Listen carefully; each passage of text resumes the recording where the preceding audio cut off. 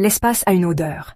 Les astronautes la décrivent comme une odeur de steak brûlé, de métal chaud et de fumée de soudure. Mais comment l'espace, un vide sans air, peut-il avoir la moindre odeur? Et si je vous disais que différentes parties de l'espace pourraient même avoir des odeurs différentes? Est-ce que Mars pourrait sentir la rouille, Vénus les œufs pourris, ou Titan l'essence? Aujourd'hui, on plonge dans l'un des mystères les plus étranges de l'espace. Comment le vide du cosmos laisse, d'une manière ou d'une autre, une odeur derrière lui. Alors, voilà le truc. L'espace est censé être un vide sans air, n'est-ce pas? Pas d'air, pas d'oxygène, pas de petites molécules qui flottent pour nous chatouiller les narines.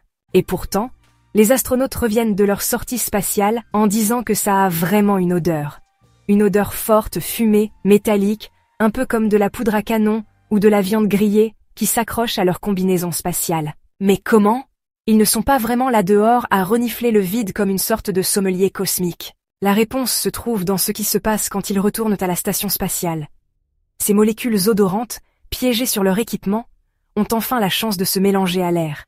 Et boum, l'eau de space est libérée. Les scientifiques pensent que l'odeur vient de l'oxygène atomique, une forme super réactive d'oxygène qui interagit avec les matériaux exposés à l'espace, créant ces odeurs de brûlé et métallique. Ensuite, il y a le rayonnement cosmique et le vent solaire qui bombardent tout, modifiant subtilement les molécules d'une manière qu'on comprend à peine. Et comme la NASA adore en faire des tonnes avec la science, ils ont carrément recréé cette odeur en laboratoire pour aider à entraîner les astronautes. Le résultat?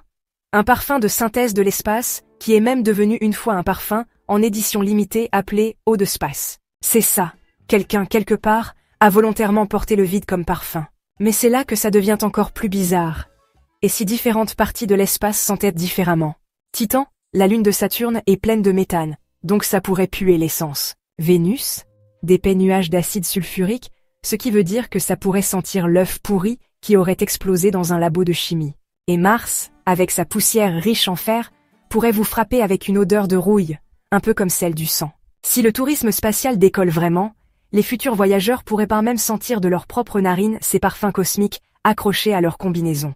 Mais l'espace ne perturbe pas seulement notre odorat, les astronautes trouvent aussi la nourriture plus fade, à cause des déplacements de fluides qui émoussent leurs papilles gustatives. Donc, l'espace, ce n'est pas juste un endroit, c'est une expérience qui reste, de plus d'une manière. Maintenant, la vraie question c'est, si vous pouviez mettre l'odeur de l'espace en bouteille, est-ce que vous le voudriez vraiment?